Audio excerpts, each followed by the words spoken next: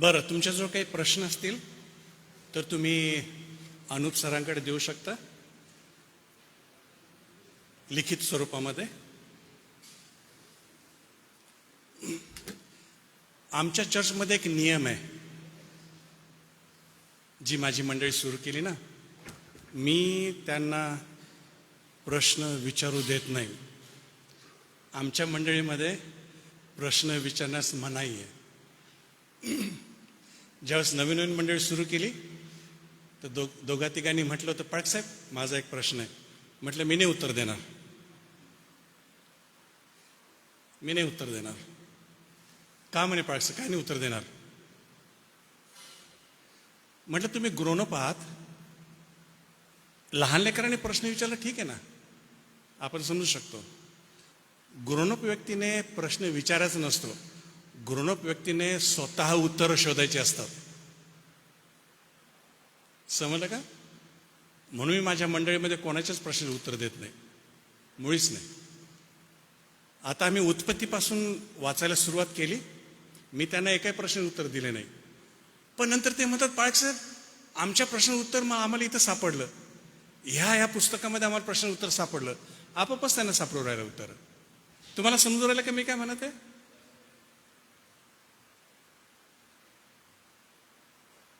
तर मी माझ्या मंडळीमध्ये प्रश्नाची उत्तरं देत नाही. मी त्यांना म्हणतो तुम्ही स्वतः उत्तर शोधा. पण आता तसं करणार नाही मी इथं. तुम्ही प्रश्न विचारू शकता, पेपरवरती लिहून तुम्ही देऊ शकता. आले का तुमच्याकडे काही प्रश्न? अनुप सर, प्रश्न आलेत? अच्छा, तुम्ही तुमचे प्रश्न अनुप सराकडे द्या. बहुतेक पुढच्या सेशनमध्ये आपण घेऊ शकू. ठीक आहे.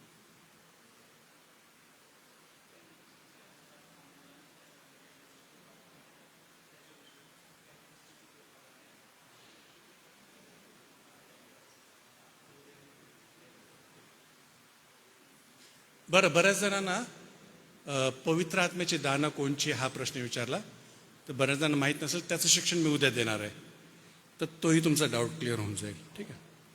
बरं, आताचं सेशन हे मी थोडं महत्त्वाचं समजतो, कारण याचा संबंध पवित्र शास्त्राशी आहे.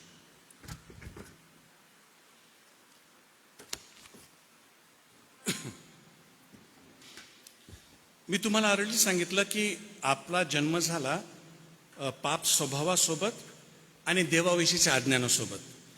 इव्हन ज्यावेळेस आपण तारणामध्ये प्रवेश करतो ना, तर ह्या दोन गोष्टी घेऊन प्रवेश करतो, पाप स्वभाव आणि त्याचे परिणाम आणि देवाविषयीचं अज्ञान.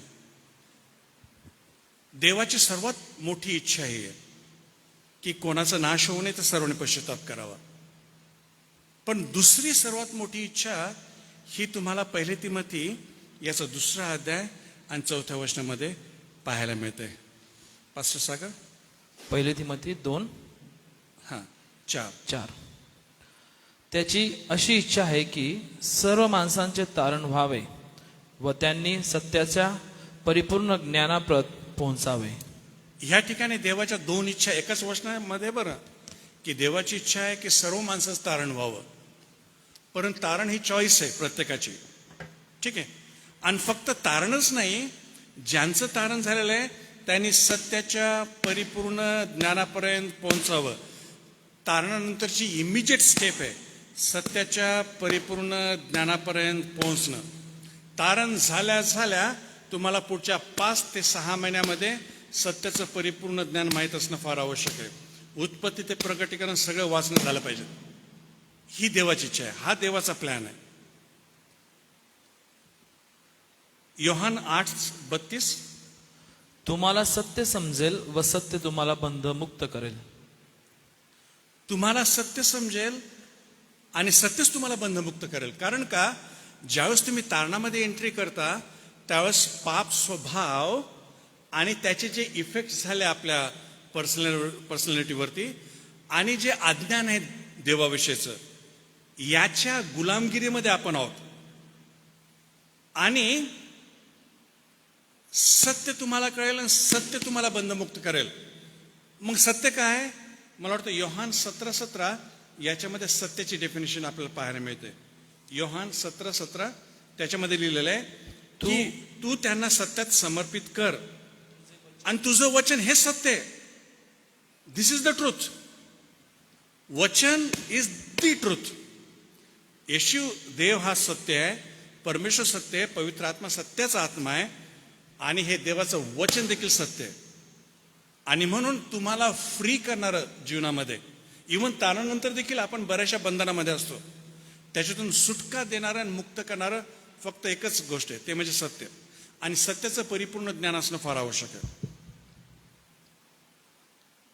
पहिले पेत्र याचा 2 अध्याय 2 वचन. पहिले पेत्र 2:2. प्रभू कृपाळू आहे याचा तुम्ही अनुभव घेतला आहे, तर तारणासाठी तुमची आध्यात्मिक वृद्धी व्हावी म्हणून नूतन जन्मलेल्या बालकांसारखे वचनरूपी निर्या दुधाची इच्छा धरा. तारणामध्ये तुमची उन्नती, तारणामध्ये तुम्ही वाढावे म्हणून लहान बालकासारखं वचनरूपी दुधाची अपेक्षा करा. याच्याशिवाय तुमचं तारणामध्ये वृद्धी होणार नाही. बरं, तुमची स्पिरिच्युअल ग्रोथ याच्याशिवाय 0 आहे. मग तुम्ही किती चर्चला जा, काही करा, किती मिनिस्ट्री करा आणि किती सेवा करा, जर याच्यामध्ये तुमची वाढ झाली नाही ना, तुमची तारणामध्ये वाढ होऊ शकत नाही, शक्यच नाहीये. तारणानंतरची इमिजिएट स्टेप ही आहे की तुम्हाला उत्पत्ती ते प्रकटीकरण वाचून घ्यावं लागेल, प्रत्येक पुस्तक जाणून तुम्हाला घ्यावं लागेल. आणि हे माहीत करण्यासाठी हार्डली 6 महिने लागतात, जास्त 1 वर्ष, but not more than that. तर ह्या पवित्र शास्त्राविषयी पवित्र शास्त्र काय काय सांगतं हे ते आपण पुढच्या, मला वाटतं 1 तास तरी लागेल, पुढच्या 1 तासामध्ये आपण पाहून घेण्याचा प्रयत्न करू. सर्वात पहिलं, पवित्र शास्त्र हे सार्वकालिक आहे. पवित्र शास्त्राविषयीचे काही सत्य मी तुम्हाला सांगणार आहे. सर्वात पहिलं सत्य हे आहे की पवित्र शास्त्र हे सार्वकालिक आहे. स्तोत्र 119 आणि 89 वचन. स्तोत्र 119 आणि 89 वचन. हे परमेश्वरा, तुझे वचन स्वर्गात सर्व काळ स्थिर आहे. परमेश्वरा, तुझं वचन स्वर्गामध्ये सर्व काळासाठी स्थिर आहे. It is already there, it is eternal. आणि म्हणून नेहम्याच्या काळामध्ये एक फार सुंदर घटना घडली, जे नेहम्या 8 अध्याय 5 वचनात पाहायला मिळतं. वाचा बरं, नेहम्या 8:5. नेहम्या 8:5. एज्राने उभे राहून तो ग्रंथ उघडला, तेव्हा एज्रा सर्वांना दिसला, कारण तो सर्वाहून उंच ठिकाणी उभा होता. त्याने तो ग्रंथ उघडला, तेव्हा सर्व लोक उभे राहिले. नेहम्याने, नाही एज्राने ना, एज्राने नियमशास्त्राचा ग्रंथ उघडला आणि सगळे लोक आदराने उभे राहिले. तो रिस्पेक्ट आणि तो आदर वचनाविषयी लोकांच्या हृदयामध्ये होता. आणि थोडा तरी रिस्पेक्ट आपण बाळगला पाहिजे, कारण देवाचं वचन देवासारखं स्वर्गामध्ये स्थिर आहे आणि म्हणून याचा रिस्पेक्ट करणं फार आवश्यक आहे. हे पहिलं सत्य की देवाचं वचन हे स्थिर आहे स्वर्गामध्ये किंवा सार्वकालिक आहे. दुसरं सत्य की देवाचं वचन देवाविषयी आहे. देवाचं वचन देवाविषयी आहे. योहान कृष्ण वर्तमान याचा 5वा अध्याय आणि 39 वचन. योहान 5:39. तुम्ही शास्त्रलेख शोधू पाहता, कारण त्याच्याद्वारे तुम्हाला सार्वकालिक जीवन प्राप्त होईल असे तुम्हाला वाटते, आणि तेच माझ्याविषयी साक्ष देणारे आहेत. तेच शास्त्रलेख माझ्याविषयी साक्ष देतं. तो शास्त्रलेख माझ्याविषयी साक्ष देतं. फार इंटरेस्टिंग आहे बरं की देवाचं वचन येशू ख्रिस्ताविषयी साक्ष देतं. नंतर प्रगटीकरण याचा 19वा अध्याय 10 वचन. प्रगटी 19:10.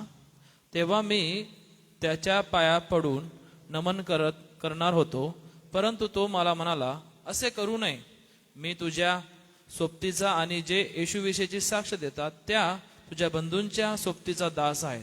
नमन देवाला कर, कारण येशूविषयीची साक्ष हे संदेशाचे मर्म आहे. येशू हा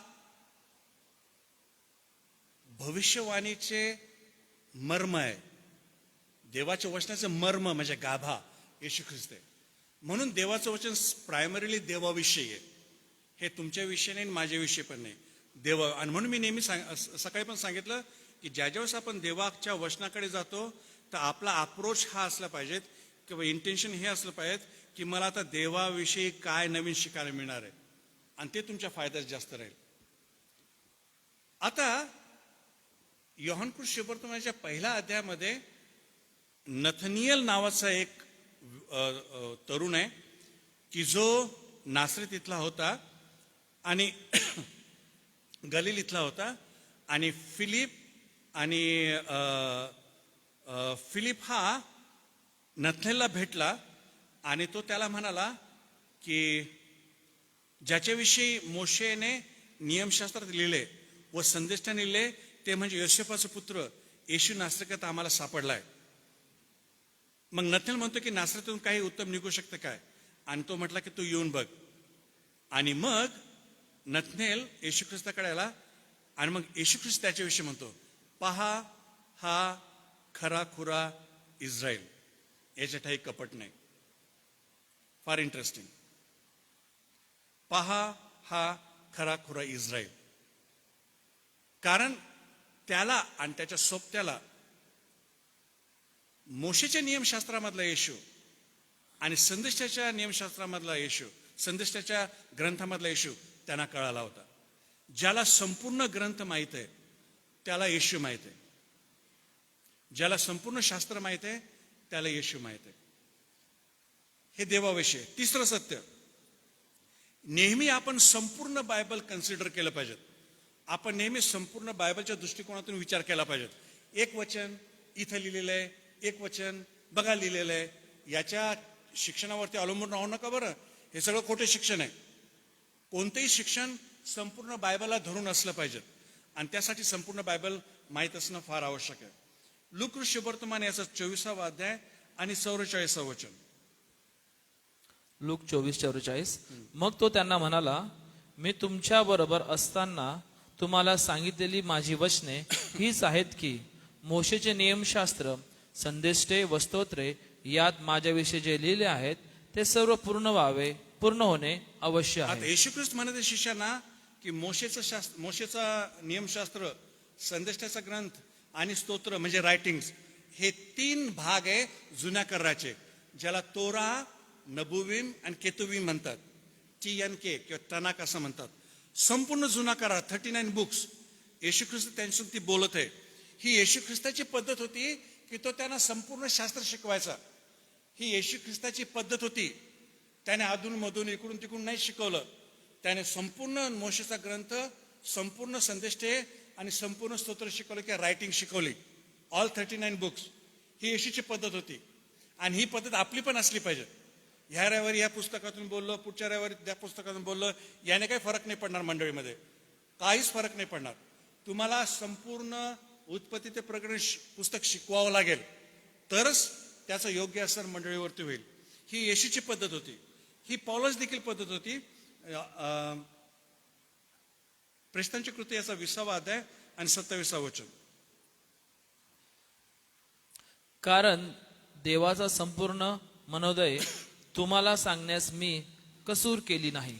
देवाचा संपूर्ण मनोदय तुम्हाला सांगण्यास आणि शिकविण्यास मी कसूर केले नाही, कसूरही केले नाही. देवाचा संपूर्ण मनोदय फ्रॉम जेनेसिस टू रेव्हेलेशन, देवाचा संपूर्ण मनोदय. आणि पालकांनो, तुम्ही संपूर्ण बायबल स्वतः वाचलं पाहिजेत, स्वतः शिकलं पाहिजेत आणि संपूर्ण बायबल शिकवलं पाहिजे. बायबल शिकण्याचा आणि शिकवण्याचा किंवा शिकण्याची आणि शिकवण्याची एकच पद्धत आहे. बायबल शिकण्याची आणि शिकवण्याची एकच पद्धत आहे, संपूर्ण बायबल. जर संपूर्ण बायबल तुम्ही शिकत नाहीये, तुम्ही काही शिकला नाही. आणि संपूर्ण बायबल जर तुम्ही शिकवलं नाही, तुम्ही बायबलच शिकवलं नाही. हे माझे शब्द लक्षात ठेवा. कारण ही घोडचूक मी 20 वर्ष केली पाळक या नात्याने, पण आता नाही करत ती घोडचूक.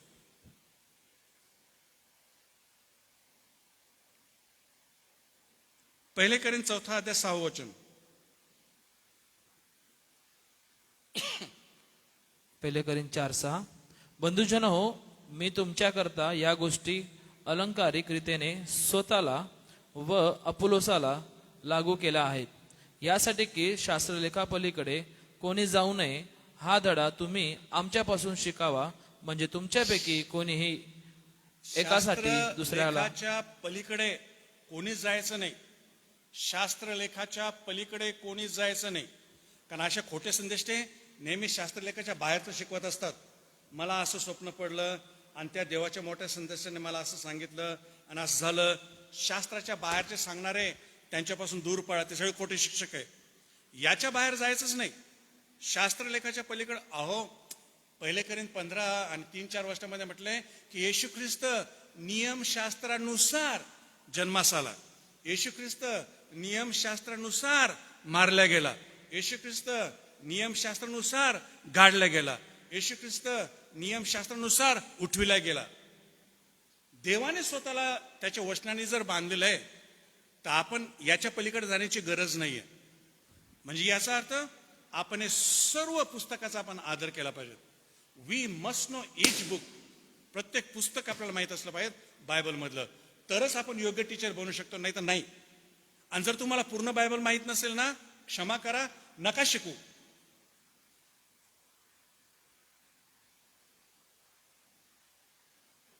कारण मी 20 वर्ष शिकवलं, पूर्ण बायबल माहित नसूनही. काढा वेळ, 3 महिने काढा, 6 महिने काढा, काढा वेळ, बाजूला व्हा, चांगला अभ्यास करा, प्रत्येक पुस्तक ओळखून घ्या आणि नंतर मग पुलपिटवरती उभा राहा. काही प्रॉब्लेम नाहीये. तुमच्याकडून कधीच मंडळीचं नुकसान होणार नाही. पण अर्धवट ज्ञानाने जर तुम्ही उभं राहाल ना, तुम्ही मंडळीचं नुकसान करणारच आणि ते होईलच. आणि म्हणून बायबल शिकण्याची शिकवण्याची एकच पद्धत आहे, पूर्ण बायबल. जर तुम्ही पूर्ण बायबल शिकले नसाल तर बसा, घ्या 3-4 महिने सुट्टी घ्या, बाजूला व्हा, पहिले शिकून घ्या आणि नंतर मग मंडळीवरती या. कारण फार मोठं नुकसान करत तुम्ही मंडळीचं. ठीक आहे. 5वा महत्वाचा मुद्दा आहे की आमच्या विश्वासाचा बेसिस, त्याच्या अगोदर क्षमा करा, त्याच्या अगोदर संपूर्ण बायबल म्हणजे प्रत्येक पुस्तकाचा आदर तुम्ही केला पाहिजे. याचा अर्थ काय? तुमचे फेवरेट वर्सेस आणि तुमचे फेवरेट चॅप्टर्स आणि फेवरेट टेक्स्ट आणि फेवरेट बुक्स नसावे. आय अंडरस्टँड, एखादंच तारण होतं, एक वचनानं तारण त्याचं होतं, मग ते वचन त्याच्या जन्मभर त्याच्या हृदयात, आय अंडरस्टँड इट. पण तिथंच नाही राहायला पाहिजे. तिथून सुरुवात करून त्याने संपूर्ण बायबलचं अध्ययन करायला पाहिजे. कधीच फेवरेट वचनं, फेवरेट बुक्स आणि फेवरेट चॅप्टर्स आणि फेवरेट हे ठेवू नका. It is not good. चांगलं नाही येते. फेवरेट म्हणजे बाकीच्याच तुम्ही अनादर करता असं त्याचा अर्थ आहे. कारण सारे कल्टिक टीचर्स यांचे फेवरेट वचन असतात, यांचे फेवरेट टॉपिक्स असतात, यांचे फेवरेट डॉक्ट्रिन्स असतात आणि ते त्यांना मिसलीड करत असतात. आणि म्हणून संपूर्ण शास्त्राचा आदर करा, हे मला सांगायचं. बरं, नंतरचा महत्वाचा मुद्दा आहे की आपल्या विश्वासाचा बेसिस देवाचं वचन आहे, दुसरं काहीच नाही आहे, एक्सपिरियन्सेस नाही आहे. आपल्या विश्वासाचा बेसिस देवाचं वचन आहे. ठीक आहे. आपण काही वचन बघूया. लूक शुभवर्तमानाचा 16वा अध्याय 29 ते 31. लूक 16, 29 ते 31. लूक 16, 29 ते 31. पण अब्रामाने त्याला म्हटले, त्याच्याजवळ मोशे व संदेष्ट आहेत, त्यांच्याजवळ मोशे व संदेष्ट आहेत, त्यांनी ऐकावे. तो म्हणाला, हे बापा अब्रामा, असे नाही, पण मेलेल्यामधून कोणी त्यांच्याकडे गेला तर ते पश्चाताप करतील. तेव्हा त्याला म्हटले, ते मोशेचे व संदेष्टाचे ऐकत नसतील तर मेलेल्यामधून कोणी उठला तर त्यांची खात्री होणार नाही. बरं, तुम्हाला श्रीमंत मनुष्य लाजारची स्टोरी माहिती आहे ना? स्टोरी नाही, ती ऍक्च्युली घडलेली घटना आहे. येशू ख्रिस्ताने सांगितलेली आहे. श्रीमंत मनुष्य लाजार माहिती आहे ना तुम्हाला? श्रीमंत मनुष्य मेला आणि नरकामध्ये गेला, लाजार मेला, त्याला अब्रामाची उराशी बसवलं, माहिती आहे ना तुम्हाला सगळं? आणि मग श्रीमंत मनुष्य आणि अब्रामाचे कन्व्हर्सेशन चालू आहे, बोलणं चालू आहे. शेवटी तो म्हणतो की अब्रामा, एक काम कर म्हणे, माझे 4 का 5 भाऊ आहेत म्हणे पृथ्वीवरती, त्याला कळायला पाहिजे की तो नरक आहे. तर तू त्या लाजाराला पाठव वापस, म्हणजे तो जाऊन सांगल. तर अब्रामाला नाही म्हणे, त्यांच्यासाठी मोशे आणि संदेष्टे, तर ह्या दोन शब्दामध्ये पूर्ण जुना करार आलेला आहे. त्यांच्याकडे वचन आहे, 39 पुस्तकाचं एक वचन आहे त्यांच्याकडे, ते आहेत, त्याचं त्यांनी ऐकावं. त्याच्यावरून त्यांना कळलं की स्वर्ग नरक आहे म्हणून. मग हा 150 काय म्हणतो, अब्रामाला तुला नाही कळालं, पण जर कोणी लाजर जर मेलेल्यातून जर गेला मग तू विश्वास होतील.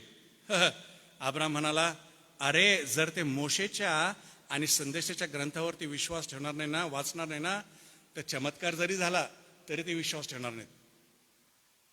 आणि म्हणून आपल्या विश्वासाचा बेसिस चमत्कार नाही, बरं, हिलिंग नाही. ठीक आहे, हिलिंग, चमत्कार, सायन्स, वंडर्स हे आपल्या विश्वासाचं बेसिक नाही आहे. आपल्या विश्वासाचा बेसिस मोशेचा ग्रंथ आणि संदेष्टे, किंवा आजच्या काळानुसार जेनेसिस टू रेव्हलेशन, उत्पत्ती ते प्रगटीकरण, हा आपल्या विश्वासाचा बेसिस आहे. बऱ्याचदा माझी फेसबुकवरती बरीच फाईट होते, विशेष करून जे टंग्सवरती जास्त जोर देणारे. That is my experience. अरे बाबा, तुझा एक्सपिरियन्स ठीक आहे, परंतु डॉक्ट्रिन आपण एक्सपिरियन्सवरती नाही बांधू शकत. डॉक्ट्रिनचा बेसिस फक्त देवाचं वचन आहे, एक्सपिरियन्सेस नाही आहे. तर दुसरं वचन घेऊया आपण, रोमकरस पत्र 10-17 वचन. याप्रमाणे विश्वास वार्तेने व वार्ता ख्रिस्ताच्या वचनाच्या द्वारे होते. विश्वास वार्तेने आणि वार्ता येशूच्या वचनाने, म्हणजे देवाच्या वचनाने होते. हे आपल्या विश्वासाचं बेसिस आहे. आणि जर तुम्हाला माहित नाही ना हे वचन, आणि तुम्ही म्हणता की माझा विश्वास हा आहे, मग फार मोठा प्रश्नचिन्ह आहे की तुमचा विश्वास आहे का नाही. कारण तुमच्या सगळ्या डॉक्ट्रिन्स याच्यावरतीच बेस्ड असल्या, याच्यावरती उभारलेल्या असल्या पाहिजेत, एक्सपिरियन्सेसवरती नाही. मला एक्सपिरियन्स आला, त्यानं काय नाही होत, त्याचा आणि विश्वासाचा काही संबंध नाहीये. एक्सपिरियन्सचा आणि विश्वासाचा काही संबंध नाहीये, चमत्काराचा आणि विश्वासाचा काही संबंध नाहीये. मोशेचे ग्रंथ जसं लिहिलेलं आहे त्याप्रमाणे. आणि म्हणून तुमच्या डॉक्ट्रिन्स क्लिअर होण्यासाठी तुम्हाला याचं अध्ययन करावंच लागेल. जर हे तुम्हाला माहित नाहीये, तुम्हाला डॉक्ट्रिन्स माहित नाही, आम्ही अशा डॉक्ट्रिनवरती विश्वास ठेवतो, पण तुम्हाला पूर्ण बायबल माहित आहे का? नाही, मग तुम्हाला डॉक्ट्रिन माहित नाही तुमच्या काय आहेत. आपल्या विश्वासाचा बेसिस संपूर्ण देवाचं वचन आहे. देवाचं वचन पाळणं हा एक प्रूफ आहे की तुम्ही देवावरती प्रीती करता. काही वचन आपण घेऊया. अनुवाद याचा 32वा अध्याय, वचन 46 आणि 47. अनुवाद 32, 46, 47. मग तो त्यांना म्हणाला, ज्या गोष्टी आज मी तुम्हाला साक्षी दाखल सांगत आहे त्या सर्व लक्षात ठेवा. या नियमशास्त्रातील सर्व गोष्टी काळजीपूर्वक पाळण्याची ह्या नियमशास्त्राच्या सगळ्या गोष्टी काळजीपूर्वक पाळा. सर्व गोष्टी काळजीपूर्वक पाळण्याची तुम्ही आपल्या मुलांना आज्ञा करा. ही बाब तुमच्या दृष्टीने निरर्थक नसावी, कारण हीच तुमचे जीवन होय. बरं, तुम्ही यार्देन ओलांडून ज्या देशाचे वतन करून घ्यायला जाणार आहात तेथे हिच्याच योग्य चिरकाल राहाल. देवाच्या आज्ञा पाळणं निरर्थक समजू नका बरं. आणि ह्या आज्ञा स्वतः शिकवून लेकरांना शिकवणं हे प्रत्येक आदामाची आणि बापाची गरज आहे. इथे जे सगळे बसलेले बाप आहेत ना, ही तुमची जबाबदारी आहे की तुम्ही स्वतः हे वचन शिकावं आणि लेकरांना शिकवावं. ठीक आहे. त्यानंतर योहान याचा 12वा अध्याय 50वा वचन, योहान 12:50. त्याची आज्ञा सार्वकालिक जीवन आहे, हे मला ठाऊक आहेत. म्हणून जे काही मी बोलतो ते पित्याने मला सांगितल्याप्रमाणे बोलतो. त्याच्या आज्ञा पाळणं ही सार्वकालिक बाब आहे. 14वा अध्याय 15 वचन, 14-15. माझ्यावर तुमची प्रीती असली तर तुम्ही माझ्या आज्ञा पाळाल. जर तुमची माझ्यावरती प्रीती असेल तर तुम्ही आज्ञा पाळाल. तर देवावरच्या प्रीतीचं दर्शक काय, कशावरून प्रूव्ह होते तुमची प्रीती? प्रार्थना केल्याने नाही होत, चर्चा जाण्याने नाही होत. देवाचं वचन वाचन करणं, मनन करणं आणि आज्ञा पालन करणं, त्याच्यावरून प्रूव्ह होतं की तुम्ही देवावरती प्रीती करता. जर तुम्हाला याच्याशी काय घेणं देणं नाही ना, तुम्हाला देवाशी काहीच घेणं देणं नाही, आपल्याला देवाशी काहीच घेणं देणं नाही. आपल्याला जर याच्याशी काही घेणं देणं नाही ना, आपल्याला देवाशी काही घेणं देणं नाही. आणि ख्रिश्चन लोकांचे जे तुमचे सभासद आहे, हीच समस्या आहे. ते चर्चला येतात, बायबल घेऊन येतात आणि घरी ठेवून देतात. मग त्यांना काही घेणं देणं नाही पुढचा एक आठवडा. देवाचं वचन वाचणं, मनन करणं आणि पालन करणं हा एक प्रूफ आहे की आपण देवावरती प्रीती करतो. योहानाचा 15वा अध्याय 10 वचन. जसा मी आपल्या पित्याच्या आज्ञा पाळून त्याच्या प्रीतीत राहतो, तसे तुम्ही माझ्या आज्ञा पाळाल तर माझ्या प्रीतीत माझ्या राहाल. प्रीतीमध्ये राहाल. देवाच्या प्रीतीमध्ये राहण्याचा आणि देवावरती प्रीती करण्याचा एकच उपाय आहे, त्याच्या आज्ञा समजून घेणं आणि त्या पाळणं. दुसरा मार्गच नाही आहे. ठीक आहे. बरं, आता थोडा इंटरेस्टिंग प्रश्न आहे की हे जे ज्ञान आहे याच्यामध्ये, हे इकडं आणि इकडं ट्रान्सफर होण्यासाठी एकच मेथड आहे, लर्निंग अँड टीचिंग. ही एकच मेथड आहे. 2 मेथड्स आहेत. इकडचं हे नॉलेज, विजडम इकडं ट्रान्सफर होण्यासाठी एकच मेथड आहे किंवा 2 मेथड आहे, लर्निंग अँड टीचिंग. बरं, आता मी काही प्रश्न विचारणार आहे. बायबल शिकविण्याचा सर्वात पहिला अधिकार कोणाला आहे? बायबल शिकविण्याचा सर्वात पहिला अधिकार कोणाला आहे?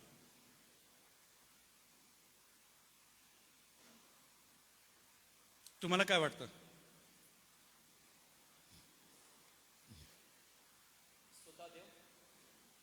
हा? स्वतः देव. अजून कोणाचं उत्तर? बायबल शिकवण्याचा अधिकार कोणाला आहे? सर्वात पहिला जो शिकलेला आहे, जो ते पाळतो. ओके. बायबल शिकवण्याचा सर्वात पहिला अधिकार ज्याने बायबल लिहिलं त्याला आहे. आणि बायबल कोणी लिहिलं? ठीक आहे ना, देवाने लिहिलं. ठीक आहे. तर देव जो पिता, देव जो पुत्र आणि देव जो पवित्र आत्मा यांना अधिकार आहे शिकविण्याचा.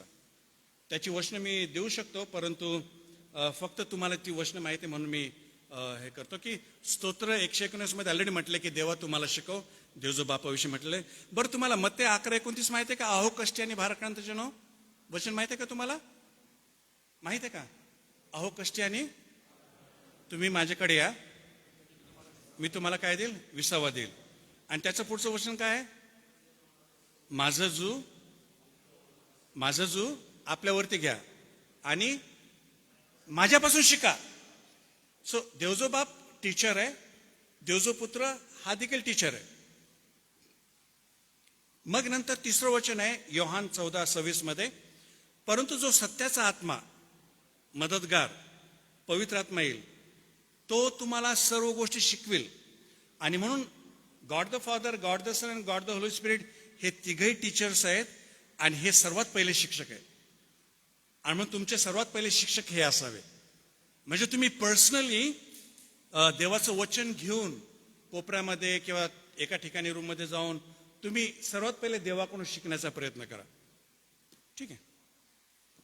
तर बायबल शिकवण्याचा अधिकार सर्वात पहिले देवाला आहे. दुसरा अधिकार कोणाला आहे? दुसरा अधिकार कोणाला आहे?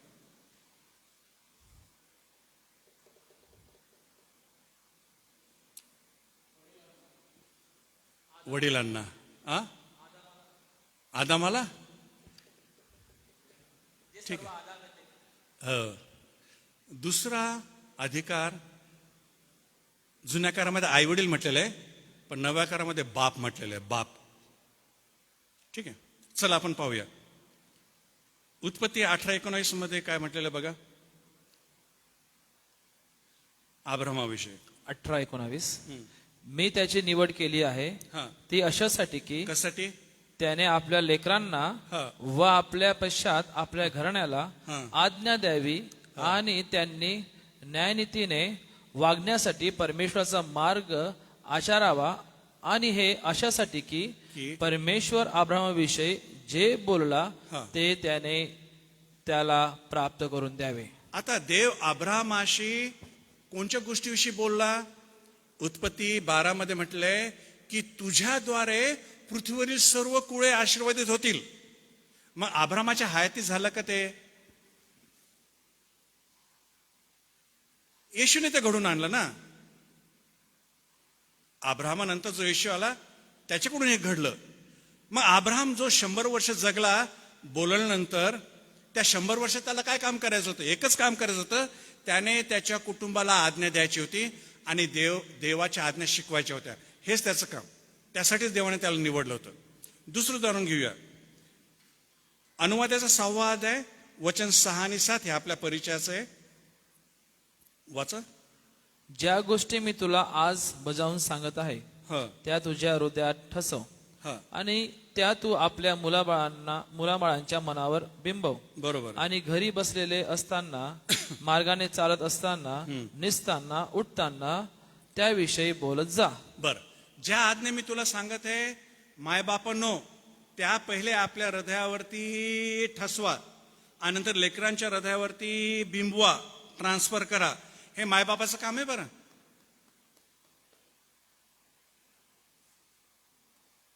यशया 38:19.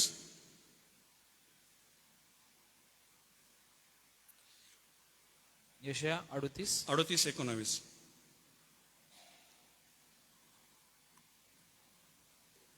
जिवंत जिवंत माणूसच तुझा धन्यवाद करतो, तसा मी आज करीत आहे. बाप तुझे सत्य मुलास प्रगट करतो. जिवंतच व्यक्ती तुझा धन्यवाद करू शकतो आणि जिवंत बापच आपल्या लेकरांना तुझं सत्य प्रगट करू शकतो. ही बापाची जबाबदारी आहे. अगदी सुरुवातीपासून. इफिस्करस पत्र याचं 6वा अध्याय 4थं वचन. इफिस 6:4. 4. इफिस 6:4. बापांनो, तुम्ही आपल्या मुलांना चिरडीस आणू नका, तर प्रभूच्या शिस्तीत व शिक्षणात त्यांना वाढवा. इथं बापांनो म्हटलेलं आहे बरं. बापांनो, स्पेशली बापांनो, तुम्ही तुमच्या लेकरांना प्रभूच्या शिस्तीत आणि शिक्षणात वाढवा. शिक्षणात उत्पत्ती ते प्रगटीकरण हे प्रत्येक बापाची जबाबदारी आहे. तुमच्या लेकरांना शिकविण्याची जबाबदारी पालकाची नाही आहे आणि संडे स्कूल टीचरची मुळीच नाही आहे. याच्यामुळे काय झालं की स्पिरिच्युअल डिपेंडन्सी तयार झालेली आहे कुटुंबामध्ये आणि बाप बिंदास झालेला आहे. हा, ते संडे स्कूल टीचर शिकवलं माझ्या लेकराला आणि पालक शिकवतील. नाही, ही त्यांची जबाबदारी आहेच नाही. हे प्रत्येक बापाची जबाबदारी आहे. आणि पालकांनो, सर्वात पहिले तुम्ही तुमच्या लेकराचे टीचर आहात आणि नंतर मंडळीचे टीचर आहात. हे जोपर्यंत तुम्हाला कळणार नाही ना, आणि कधी कधी फार उशीर होऊन जातो बरं, लेकराच्या हातातून बाहेर जातात. कारण बाप लोक आपलं काम कंप्लीट करत नाही. ही चूक माझ्याकडून पण झाली. मी कबूल करत आहे तुमच्या समोर, ही चूक माझ्याकडून पण झाली. मी खूप पाळकी सेवा करायचो, अगदी जोशाने जोमाने, आणि सगळ्या मंडळीला शिकवण्यासाठी खूप उत्सुक असायचो. आणि माझ्या लेकरांना कधीच मी बसवून त्यानं उत्पत्ती ते प्रगट शिकवलं नाही, कारण मला माहीतच नव्हतं. वचनं माहीत होते पण कधीच प्रॅक्टिस केले नाही. आणि ती खंत आता मला होते, कारण आता लेकर सगळे मोठे झालेत. आणि संधी गमू नका बरं. तुमचे लेकर लहान असतील ना, स्टार्ट इमिजिएटली उत्पत्ती ते प्रगटीकरण त्यांना शिकवायला सुरुवात करा. लागतील एखादं वर्ष 2 वर्ष लागू द्या, परंतु तुम्ही तुमच्या लेकरांना वाचवाल आणि सर्व प्रकारच्या चुकीच्या संगतीपासून सवयीपासून त्यांना वाचवाल. प्लीज समजून घ्या, हे सिरियस मॅटर आहे. प्रत्येक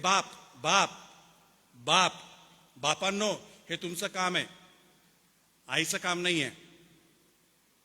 आणि ज्यावेळेस लेकरू बिघडलं तर हे बाप लोक कोणाला दोष देतात माहिती आहे का? कोणाला दोष देतात? हा, आईच्या लाडामुळे बिघडला. आईच्या लाडामुळे नाही बिघडला, तू शिकवला नाही म्हणून बिघडला. काय बहिणीनो, बरोबर आहे का नाही? बघ बहिणी किती खुश झाल्या. आणि सत्य बरं.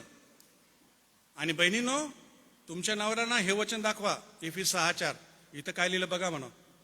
हे तुमचं काम आहे, माझं काम नाही आहे. बापन हे सिरियस मॅटर आहे बरं. तुम्ही पाळक असा काही असा, मला त्याशी काही घेणं नाही.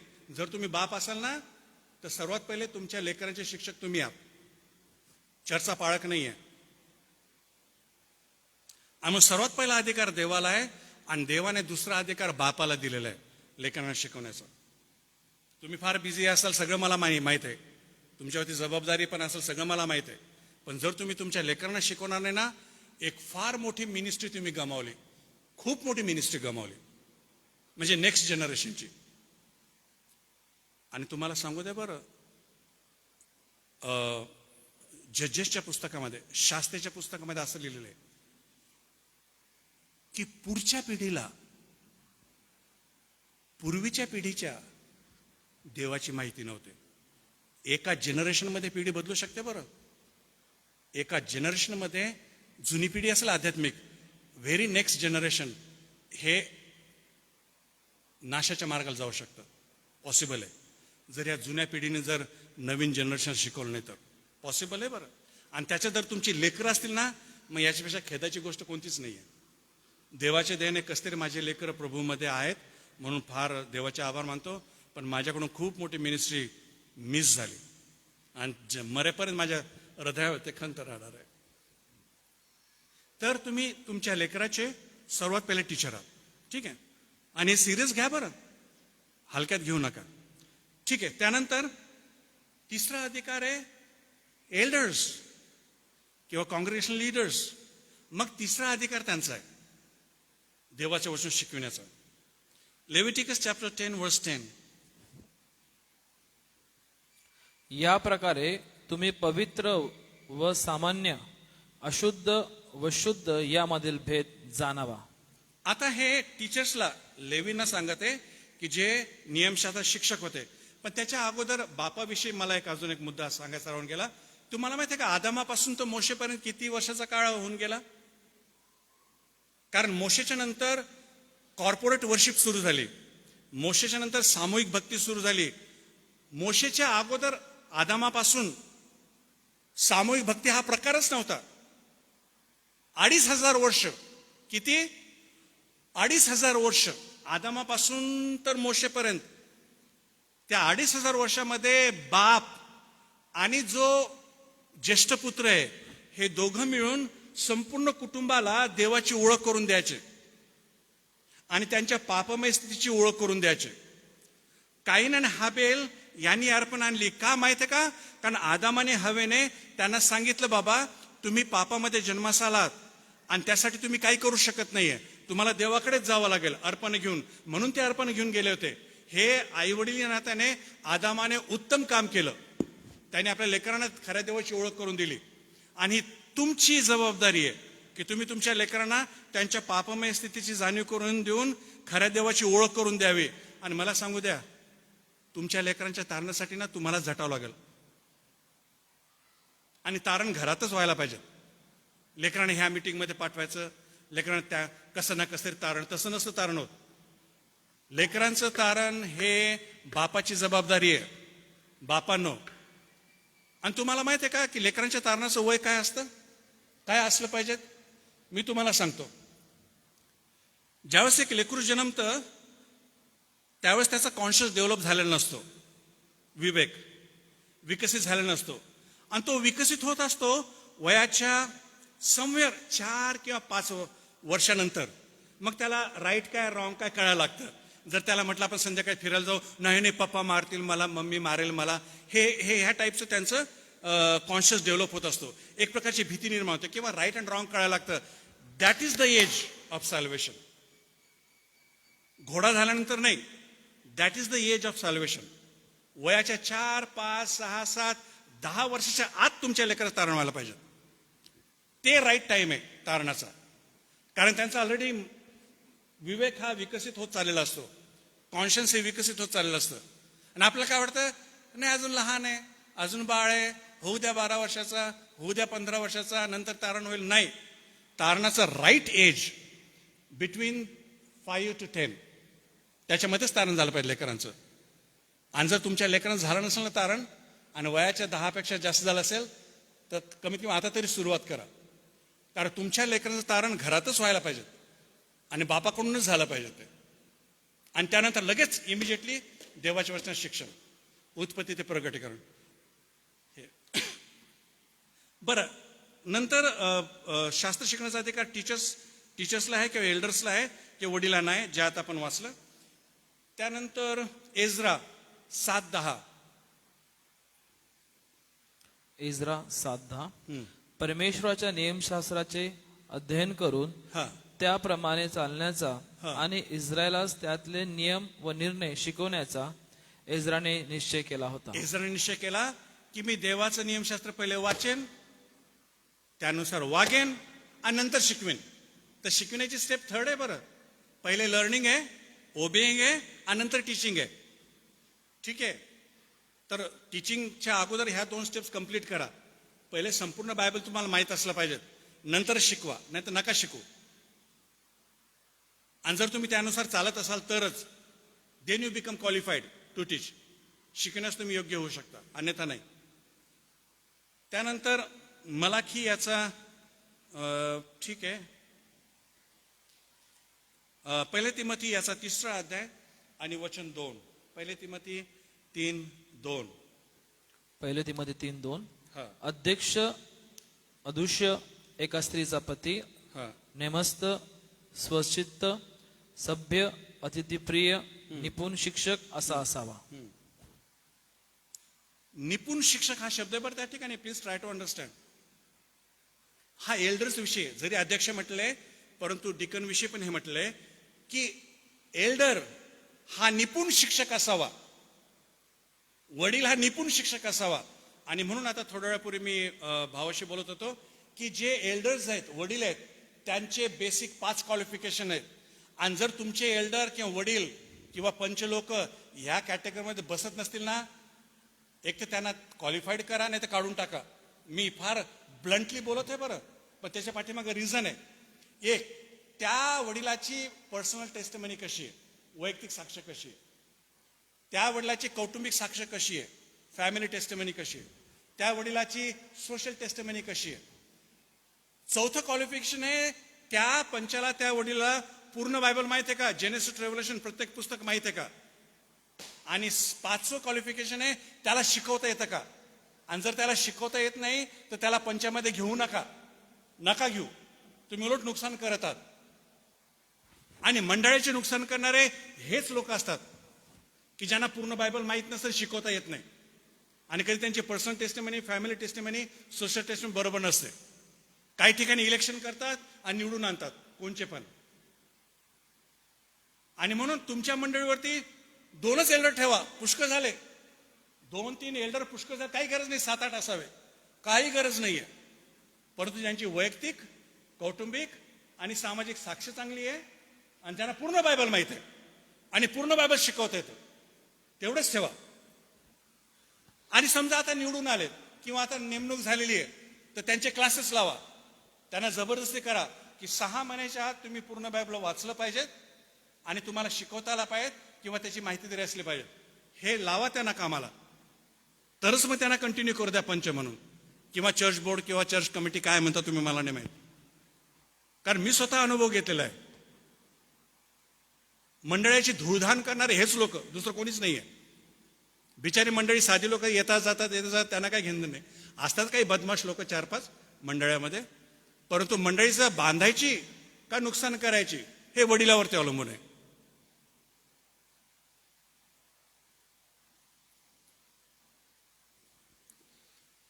अजून एक पद्धत आहे. सर्वात पहिले देवाकडून शिका, आई वडिलाकडून शिका, मंडळाच्या वडिलाकडून शिका. आणि 4थं एक प्रकारचं शिक्षण आहे आणि त्याच्याकडे फार दुर्लक्ष होतंय. चला रोमकरसपत्र याचा 15वा अध्याय आणि 14 वचनामध्ये. रोम 15 आणि 14. रोम 15:14. बंधुजनो, तुम्ही चांगुलपणाने भरलेले, सर्व प्रकारच्या ज्ञानाने संपन्न झालेले. आता स्लोली हा. तुम्ही चांगुलपणाने भरलेले, सर्व प्रकारच्या ज्ञानाने सर्व प्रकारच्या ज्ञानाने भरलेले, एकमेकांना बोध करायला समर्थ. एकमेकांना बोध करण्यास तुम्ही समर्थ आहात, अशी माझे तुमच्याविषयी स्वतःची खात्री झालेली आहे. एकमेकांना बोध करणं हे होणं फार आवश्यक आहे बरं. एकच वचन नाही, दुसरं वचन सांगतो. कलसेकरस पत्र 3रा अध्याय 16 वचन. कलसे 3:16.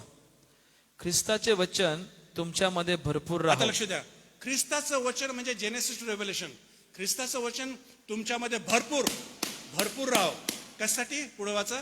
परस्परांना सर्व ज्ञानाने शिकवण द्या. परस्परांना सर्व ज्ञानाने शिकवून द्या. ते इथं शिक्षण झालं पाहिजे. व हे बोध- मंडळी जी बसली आहेत ना, व बोध करा, हे इथं आदलाबदली झाली पाहिजे. शिक्षण इथून व्हायला पाहिजे. त्यासाठी ख्रिस्ताचं वचन तुमच्यामध्ये भरपूर असणं फार आवश्यक आहे. उत्पत्ती ते प्रगटीकरण प्रत्येकाला माहीत असणं फार आवश्यक आहे. तरच हे घडू शकतं. आणि हेच घडत नाही मंडळामध्ये. आणि मग पालकाला काय वाटतं की पुलपिटवर शिकून हेच माझं काम आहे. अरे नाही बाबा, यांनी पण एकमेकाला शिकवलं पाहिजे. ही देवाचे प्लॅन आहे, ही देवाची घडी आहे, हा देवाचा पॅटर्न आहे. पुलपिटवरून वारे वाहिले पाहिजेत, पण वादळ इथं उठलं पाहिजे. तुम्हाला समजलं का मी काय म्हणत आहे? वादळ इथं उठलं पाहिजे. प्रत्येकाला माहीत असलं पाहिजे देवाचं वचन. आणि प्रत्येकाने प्रत्येकाला गाईड केलं पाहिजे. प्रत्येकाने तरुणांना मार्गदर्शन केलं पाहिजे. प्रत्येकाने त्यांच्या दुःखामध्ये बोध केला पाहिजे किंवा सांत्वना केली पाहिजे. हे इथं घडलं पाहिजे. हे घडून आणणं हे वडिलांचं काम आहे. वडिलांचं काम फक्त व्यवस्था पाहायची, हे करायचं ते करायचं, ठीकठाक आहे का नाही, आणि पुलपिटून शिकायचं, हे वडिलांचं काम नाही आहे. त्यांना they have to make sure की मेंबर जो आलेला प्रत्येक जण सगळ्यांना पूर्ण बायबल माहित आहे का नाही, ही त्यांची जबाबदारी आहे. आणि म्हणून त्यांना फोर्स करा. मी माझ्या मंडळीमध्ये फोर्स करतो की ह्या आठवड्यात तुम्ही 10 चॅप्टर वाचून आलेच पाहिजेत. एकदा त्यांना 40 चॅप्टर दिले, ते सगळे वाचून आले. फोर्स करावं लागेल. आता त्यांना माहित आहे जुना करार सगळा, हे घडून आणावं लागतं. आणि वडिलांचं काम आहे. वडिलांचं काम फक्त मेसेज तयार करायचा आणि प्रीच करायचं ते नाही काम त्यांचं. हे बघा, माझी डबल PhD आहे, त्याने काही फरक नाही पडणार इकडं. माझ्या शिकवल्याने काही फरक नाही पडणार. ते स्वतः जेव्हा शिकतील उत्पत्ती ते प्रगटीकरण, मग फरक पडेल. आणि हे घडून आणणं हे एल्डरचं काम आहे. आणि हेच होत नाही.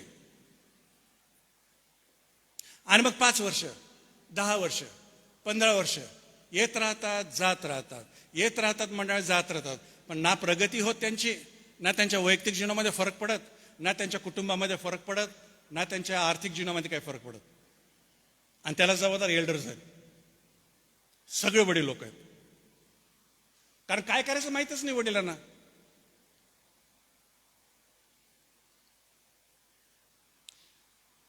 देवाच्या वचनाच्या बाबतीमध्ये अजून एक महत्वाचं ट्रूथ आहे, सत्य आहे. हे ज्ञान संपादन करण्यासाठी पर्सनल रिसर्च फार आवश्यक आहे. वैयक्तिक रिसर्चला काय म्हणतो मराठीमधून? संशोधन. वैयक्तिक संशोधन फार आवश्यक आहे. त्याच्याशिवाय तुम्हाला काहीच नाही कळणार. दुसऱ्याच्या शिकवणीने तुम्हाला काहीच नाही कळणार, झिरो. आणि म्हणून जे लोक पळतात ना ह्या प्रॉफिटच्या मागे, त्या अपोस्टलच्या मागे, ह्या टीचरच्या मागे, त्या टीचर, त्यांना काहीच येत नाही, ते काहीच शिकत नसतात. निव्वळ गोंधळ असतो त्यांच्या डोक्यामध्ये. जर तुम्हाला बायबल चांगल्या रीतीने समजून घ्यायचं असेल ना, तर स्वतः तुम्हाला संशोधन करावं लागेल. आणि मला फार उशिरा कळालं. चला काही वचन घेऊया आपण. यहोशुवा 1:8. यहोशुवा 1:8. नियमशास्त्राचा ग्रंथ हा तुझ्या मुखी सदैव असू दे. त्यात जे काही लिहिले आहेत ते तू काळजीपूर्वक पाळ आणि रात्रदिवस त्याचे मनन कर. बस आता एवढंच. रात्रंदिवस त्याच्यावरती मनन कर. आता मनन या शब्दाच्या अगोदर रात्रंदिवस शब्द आलेला बरं. मनन हे रात्रंदिवस केलं जातं. मनन त्याला नाही म्हणत की सकाळी 5 वाजता उठले, 1 चॅप्टर वाचला, मी सकाळचं मनन केलं, त्याला मनन नाही म्हणत. त्याला काहीच नाही म्हणत. मनन त्याला म्हणतात की दिवस आणि रात्र तो बायबल वाचत आहे आणि त्याच्यावरती विचार करत आहे आणि मनन करत आहे. रात्रंदिवस त्यालाच मनन म्हणतात बायबलच्या डेफिनेशन नुसार. मनन हे दिवस आणि रात्र होत असतं, 15 मिनिटाचं नसतं. नंतरचं वचन घ्या, स्तोत्र 1:2. जो पुरुष दुर्जन मस्जिदीने चालत नाही, पापीजनाच्या मार्गात उभा राहत नाही, निंदकाच्या बैठकीत बसत नाही, तर परमेश्वराच्या नियमशास्त्रावर रमतो, त्याच्या नियमशास्त्राचं रात्रंदिवस मनन करीतो, तो पुन्हा धन्य तेच आलं. धन्य तो पुरुष जो परमेश्वराच्या वचनाचं रात्रंदिवस मनन. मनन meditation has to be day and night, otherwise it is not a meditation. ते मननच नाही आहे. नंतरचं वचन आपण घेऊया, स्तोत्र 119, 148.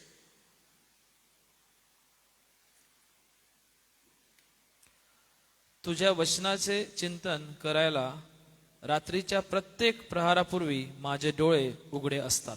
हाच जो लेखक आहे 119चा. नंतर 164 वचनामध्ये तो म्हणतो की प्रभू मी दिवसातून 7 वेळा, किती वेळा? दिवसातून 7 वेळा तुझ्या वचनाचे आभार मानतो, म्हणजे मनन करतो.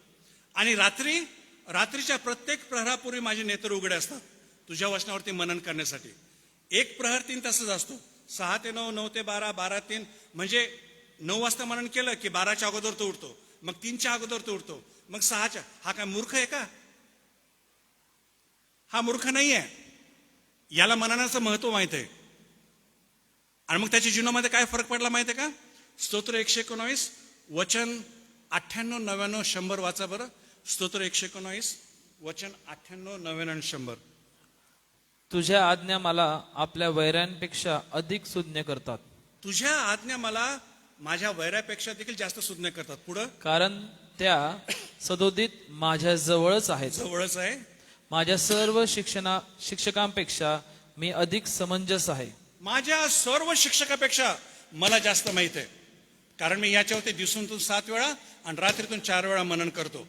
कारण मी तुझ्या त्याचे परिणाम आहे. पुढं, कारण मी तुझ्या निर्बंधांचे मनन करतो. हा, वयोवृद्धापेक्षा मला अधिक कळते. वयोवृद्धापेक्षा देखील मला जास्त कळतं, कारण याच्यामध्ये मी रात्रंदिवस मनन हे बघा, हा माणूस वेडा नाहीये. दिवसातून 7 वेळा आणि रात्रीतून 4 वेळा मनन करायला, ऑलमोस्ट मोर दॅन 10 टाइम्स. आणि याची जी पद्धत होती ही आहे की 2-4 चॅप्टर वाचायचे, मग 1-2 तास मनन करायचं. त्याच्या पुढचे 2-4 चॅप्टर वाचायचे, मग पुन्हा मनन करायचं. त्याच्या पुढचे हे कंटिन्यू रात्रंदिवस चाललं असलं पाहिजे. ते तुम्हाला वैरापेक्षा पण बुद्धिमान बनवेल, तुम्हाला प्रौढापेक्षा पण जास्त बुद्धिमान बनवेल, आणि शिक्षकापेक्षा देखील तुम्हाला जास्त बुद्धिमान बनवेल. हे सगळा खजाना इथे आहे बरं, सगळा खजाना इथंच आहे. फक्त याच्याकडे जाण्याची देर आहे. पण खेदाची गोष्ट आहे की जे आपल्याला बुद्धिमान बनवतं त्याशी आपल्याला काही घेणं देणं नाही. बरं, घेणं देणं आहे तर रविवार पुरतं घेणं देणं आहे, हे पण चांगलं नाही आहे. प्रश्नांचे कृत्य याचा 17वा अध्याय 11 वचन. 17-11. तेथील लोक थेसलनिकातल्या लोकांपेक्षा मोठ्या मनाचे होते. त्यांनी मोठ्या उत्सुकतेने वचनाचा स्वीकार केला. आणि या गोष्टी अशाच आहेत की काय याविषयी ते शास्त्रात दररोज शोध करीत गेले. रोज शोध करत गेले. बिरिया मधले लोक रोज शोध करत गेले. आणि हे बघा, जर तुमचं रिसर्च डेली नसेल ना, it is not a research.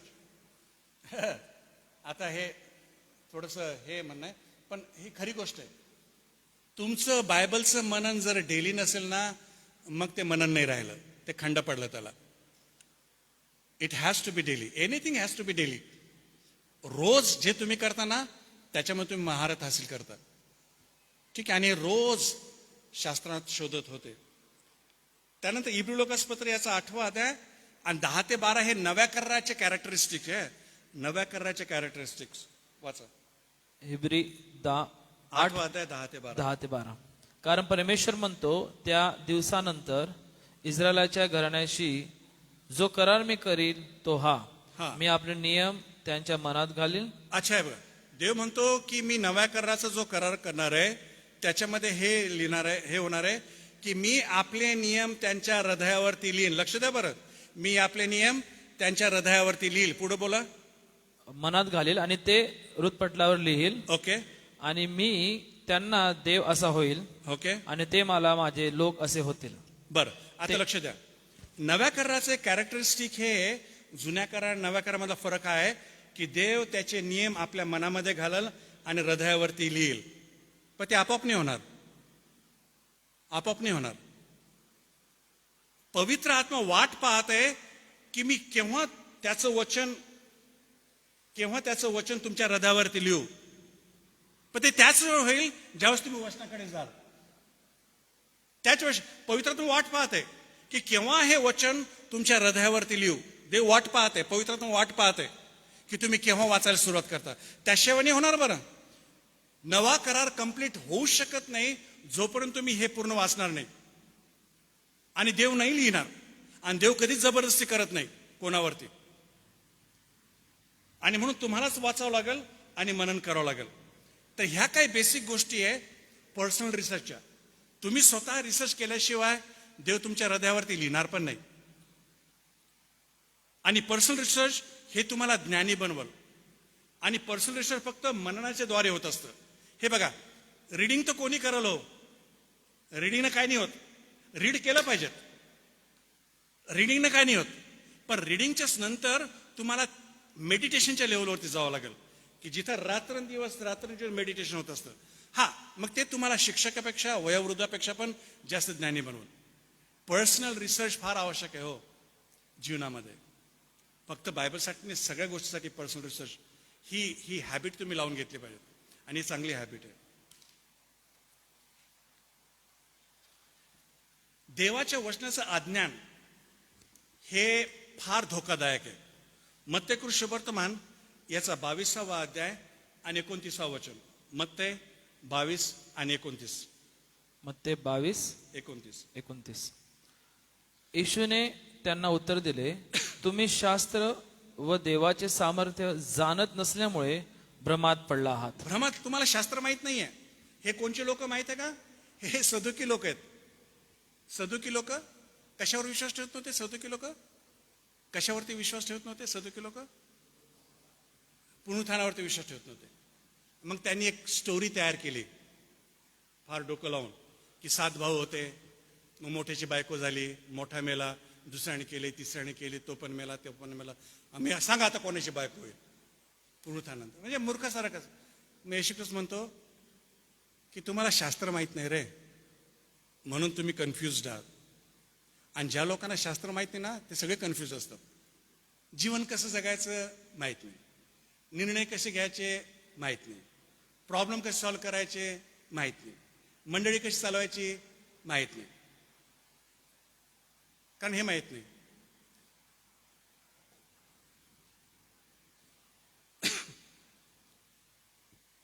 योहानाचं पत्र याचा योहान शुभवर्तमान 12:48. जो माझा अव्हेर करतो व माझ्या वचनांचा स्वीकार करत नाही. बस, जो माझ्या वचनाचा स्वीकार करत नाही तो माझा अव्हेर करतो. दी एंड. जे याचा स्वीकार करत नाही ना आणि स्वतःला डेडिकेट करत नाही, त्याने ऑलरेडी येशू ख्रिस्त नाकारलेलं, जरी ते ख्रिस्ती असतील. ज्या लोकांना याच्यामध्ये इंटरेस्ट नाही, जे लोक याला स्वीकारत नाही ना, त्यांनी येशू ख्रिस्ताला नाकारलेलं आहे. मग असे बरेचसे ख्रिस्ती आहेत की ज्याने ऑलरेडी येशूला नाकारलेलं आहे. कारण हे स्वीकार करतच नाही, मनन करत नाही, वाचत नाही, काही घेणं नाही.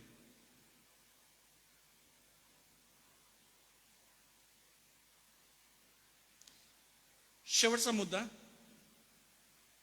देवाची इच्छा आहे की सगळेजण बरं, फक्त पाळक नाही, सगळेजण ह्या शास्त्रलेखाचा शिक्षक झाला पाहिजे.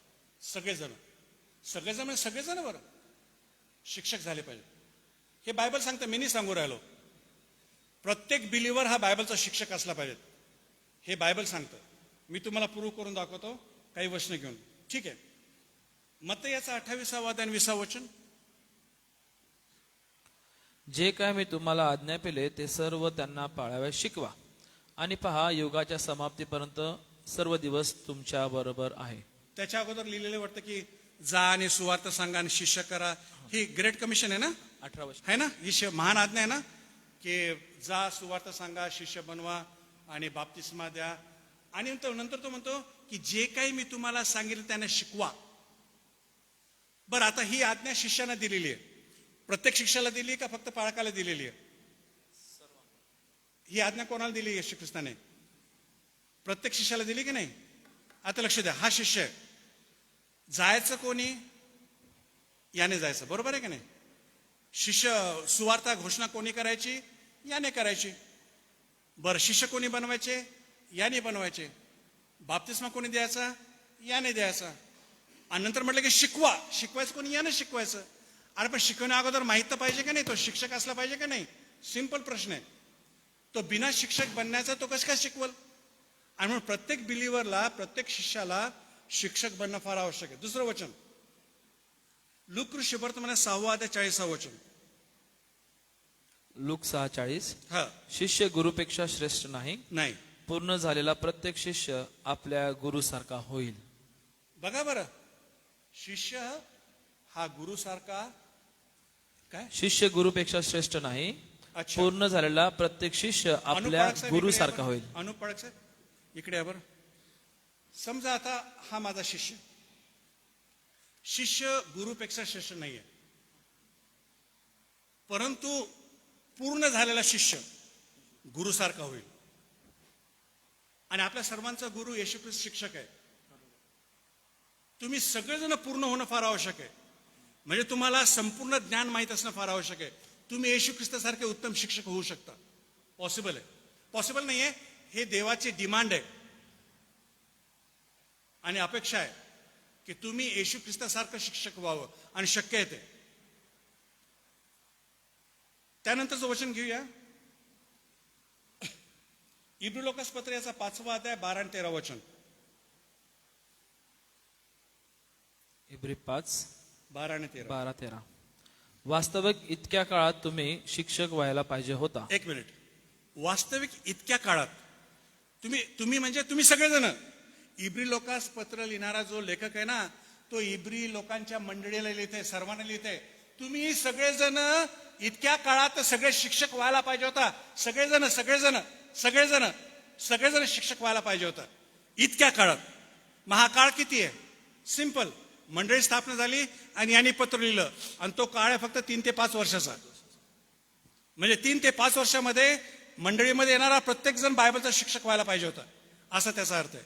पुढे वाचा. पण तुम्हाला देवाच्या वचनाची मुळाक्षरे पुन्हा कोणीतरी शिकवण्याची गरज आहे, हा आणि तुम्हाला दुधाची गरज आहे. जड अन्न चालत नाही असे तुम्ही झाला आहात. हा कारण दुधावर राहणारा नीतिमत्वाच्या वचनाशी अपरिचित कारण असतो. दुधावरती राहणारा नीतिमत्वाच्या वचनाशी अपरिचित असतो.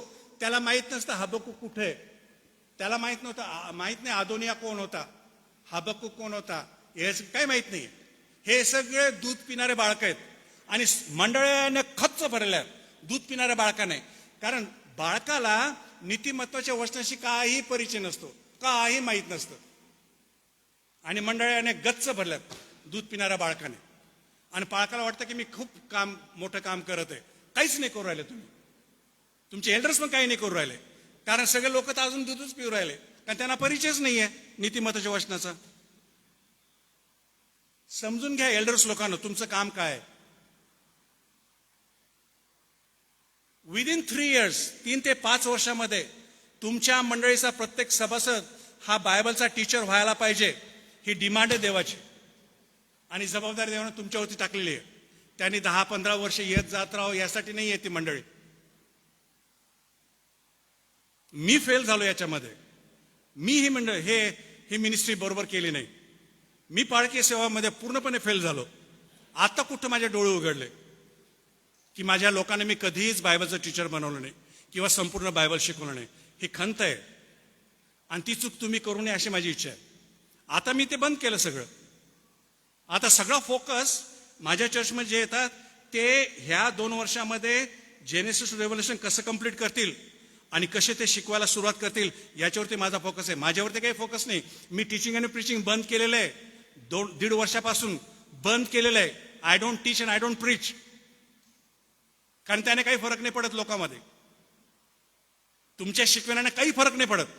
ते स्वतः शिकल्याने फरक पडल, आणि ते कसं घडून आणायचं हे एल्डरचं काम आहे. तुम्ही बसा, डिसाईड करा काय करू आपण, जर तुम्हाला खरोखर मंडळीचं भलं करायचं असेल तर, आणि तुमची मिनिस्ट्री फ्रुटफुल करायची असेल तर. नाही तर काही खरं नाही. पुढच्या 15 वर्ष चालू द्या असं. तुम्ही करा, रिटायर व्हा, घरी जा, त्याने काय नाही होणार.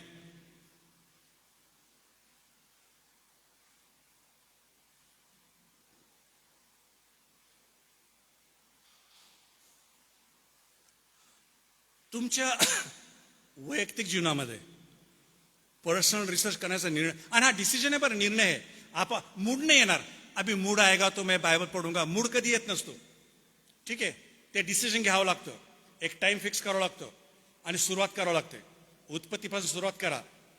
आणि मी तुम्हाला सांगतो, उत्पत्ती ते प्रकटीकरण वाचा आणि बघा तुमच्या वैयक्तिक आणि कौटुंबिक जीवनामध्ये काय फरक पडायला लागतो.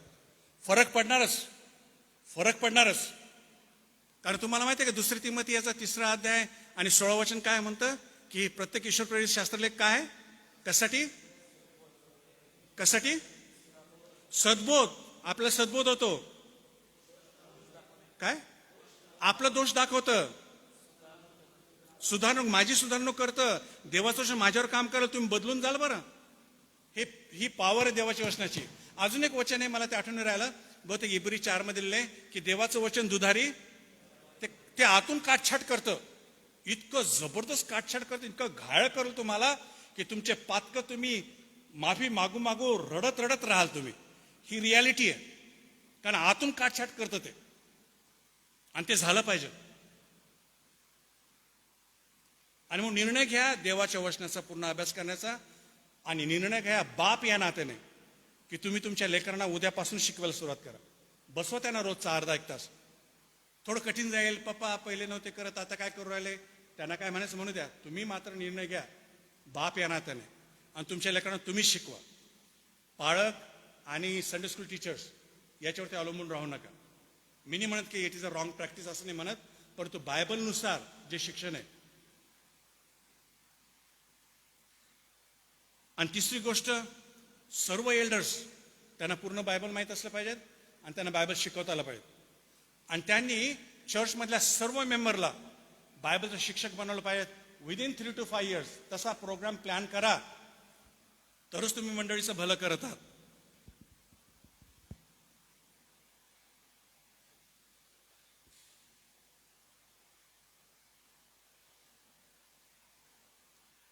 शेवटचं वचन नंतर बंद करतो. मला वाटतं मत्ते कृषी वर्तमान याचा 23वा अध्याय काढा आणि वचन 8, 9, 10. मत्ते 23वा अध्याय 8, 9, 10. मत्ते 23, 8 ते 10. हा तुम्ही तर आपणास गुरुजी म्हणून घेऊ नका, हा कारण तुमचा एकच गुरु ख्रिस्त आहे व तुम्ही सर्व भाऊभाव आहात. हा पृथ्वीवरील कोणाला आपला पिता म्हणू नका, कारण तुमचा पिता एक आहे, तो स्वर्गीय आहे. तसेच आपणास स्वामी म्हणून घेऊ नका, कारण तुमचा स्वामी एक आहे, तो ख्रिस्त होय. शॉर्ट मध्ये, जगामध्ये कोणालाही गुरु करून घेऊ नका, गुरु म्हणू पण नका, कोणालाही स्वामी म्हणून घेऊ नका, आणि कोणाला शिक्षक बनवू नका, कोणाकडूनही शिकू नका. पुन्हा एकदा सांगतो, जगामध्ये तुम्ही कोणाकडूनही शिकू नका. शिकण्याची पद्धत एकच आहे, पहिले देवाकडून शिकायचं, आई वडिलाकडून शिकायचं, आणि ज्या लोकल चर्चमध्ये तुम्ही जाता त्या लोकल चर्चच्या एल्डर्सकडून शिकायचं, आणि तिथल्या लोकांच्या मेंबरकडून एकमेकांकडून शिकायचं. मला पुन्हा एकदा सांगू द्या बरं, लोकल चर्चच्या बाहेरच्या कोणत्या शिक्षकाकडून शिकू नका. Please don't do that. He practice चांगली नाहीये. आता मी असं म्हणतो का की तुम्ही युट्यूबवरती जाऊ नये, रिसर्च करू नये, यांच्याकडे, तसं नाही म्हणून राहिलो मी तो इश्यू हँडल करत आहे ज्या ठिकाणी ख्रिस्ती लोक चेले बनतात एखाद्या प्रॉफिटचा, एखाद्या अपॉस्टलचा, एखाद्या बायबल टीचरचा, कारण तो खूप पॉझिटिव्ह शिकवतो आणि पॉझिटिव्ह बोलतो म्हणून. Don't do that. तुम्हाला देव शिक्षक असावा, तुमच्या मंडळीतला जो एल्डर आहे तो शिक्षक असावा, आणि स्वतः शिकणारे असावे. बायबल स्वतःच्या हातात घ्या ना, दुसऱ्याकडून शिकत बसू नका, चांगला नाहीये. स्वतः शिका.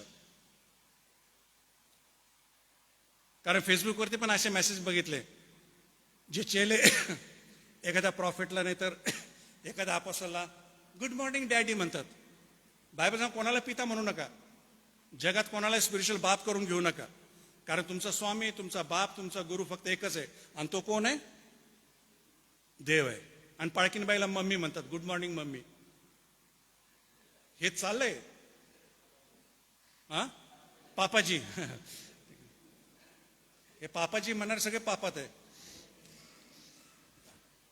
तसं करू नका. घ्या ना बायबल हातामध्ये, काही कठीण नाही. बायबल समजणं काही कठीण नाहीये, काहीच कठीण नाही. 6 महिने, जास्तीत 1 वर्ष, आणि तुम्हाला पूर्ण बायबल समजेल. पुढच्या 1 वर्षात बहुतेक तुम्ही शिक्षक व्हाल, तुम्हाला कोण शिकण्याची गरज पण नाही आहे. ठीक आहे. आणि वडिलांनो, प्लीज फुलफिल युअर रिस्पॉन्सिबिलिटी. मला वाटतं ह्या ठिकाणी मी ब्रेक घ्यावा. आणि कोणाचा काही प्रश्न असतील तर तुम्ही अनुप सराकडे तुम्ही ते प्रश्न देऊ शकता.